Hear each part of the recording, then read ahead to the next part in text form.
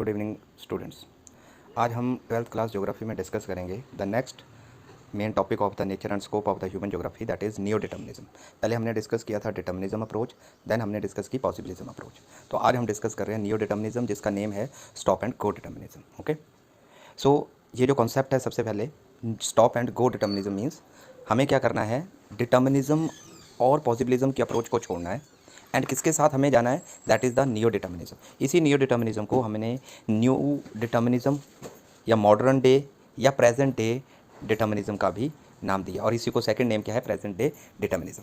अब ये जो मेन डिटर्मिनिज्म है, नियो डिटर्मिनिज्म, ये जो है इसको मध्यम मार्ग भी बोलते हैं। इसको क्या बोलते हैं, सेंट्रल पाथ, यानी मध्यम मार्ग बोलते हैं। और मध्यम मार्ग कौन से अप्रोच के बीच में है, determinism approach and possibilism approach. इन दोनों अप्रोचेस के बीच का रास्ता, क्योंकि व्हाट हैपेंड, डिटर्मिनिज्म जो ज्योग्राफर थे वो नेचर की एक्टिवनेस के ऊपर मेन पॉइंट रख रहे थे, और पॉसिबिलिज्म ह्यूमन की पोटेंशियल्स के ऊपर, ह्यूमन जिसमें एक्टिव है। बट अब क्या हुआ, according to this neo determinism, both are active, both are passive, but it will be decided by the time, right.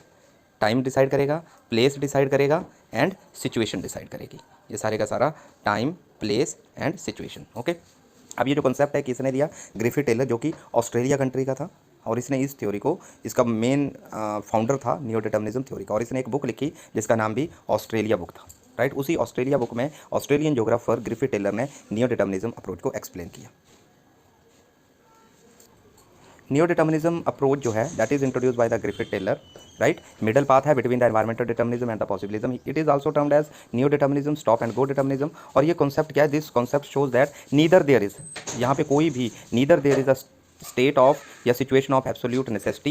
Absolute necessity का मतलब है environmental determinism, nor there is a condition of absolute freedom. Absolute freedom किस approach में आता है, possibilism में, right. मतलब यहाँ पे neither there is a situation of absolute freedom और nor there is a condition of the absolute freedom. It means that human being can conquer nature by obeying it. अगर हमें ह्यूमन बींग्स को nature को जीतना है तो इसके हमें सभी रूल्स रेगुलेशन क्या करने होंगे, मानने होंगे, तभी हम अपनी एयर, वाटर, लैंड और इस पूरी प्लेनेट अर्थ को हम क्या कर सकते हैं, सेव कर सकते हैं। They have to respond to the red signal. मतलब जैसे जेब्रा क्रॉसिंग के ऊपर जैसे ही रेड लाइट होती है तो हम क्या करते हैं, सारे अपने व्हीकल को वहाँ पे रोक लेते हैं, तो इसको बोलते हैं स्टॉप। तो मतलब क्या है, हमें क्या करना है, stop with the determinism and possibilism approach. और जैसे ही आपकी ग्रीन लाइट होती है बच्चे, तो हम क्या करते हैं, चलना शुरू कर देते हैं। तो we have to go with the present day determinism या नियो डिटर्मिनिज्म या मध्य मार्ग डिटर्मिनिज्म। तो this is the present day या stop and go determinism. It means that possibility can be created within the limits. Human को क्या रहना होगा, अपनी लिमिट्स में, which do not damage environment. हमें एनवायरमेंट को डैमेज नहीं करना है। For why, because of the we have to conserve the environment for the next coming generation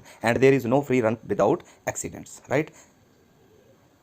Now, according to the NCERT books, geographer Griffith Taylor introduced the another concept which reflect middle path, environmental determinism and possibilism के बीच का था, मध्य मार्ग बोलते थे। New determinism भी इसका name है, स्टॉप एंड गो डिटर्मिनिज्म भी इसका है। एंड यहाँ पे मोस्ट इंपॉर्टेंट है, the free run which developed economies attempt to take has already resulted in the greenhouse effect. कितनी बड़ी प्रॉब्लम्स ह्यूमन ने नेचर के लिए एक चैलेंज के पॉइंट ऑफ व्यू से राइज कर दी है, जिसमें green house effect, ozone layer depletion, global warming, receding glacier, जिसमें ग्लेशियर जो है उनका मतलब एवलांश की प्रॉब्लम राइज हो रही है, जिसमें ग्लेशियर नीचे गिरते हैं, डिग्रेडिंग द लैंड का सॉइल इरोजन हो रहा है, फर्टिलिटी कम हो रही है। तो ये सारे के सारे क्या है, प्रॉब्लम जो ह्यूमन बीइंग ने राइज की हैं। तो हमें क्या करना है, किस अप्रोच को फॉलो करना है, that is neo determinism approach. And according to the Griffith Taylor, both are right, मतलब determinism and possibilism both are right and both are wrong, but it is decided by the place, time and situation. मतलब दोनों ही active हैं,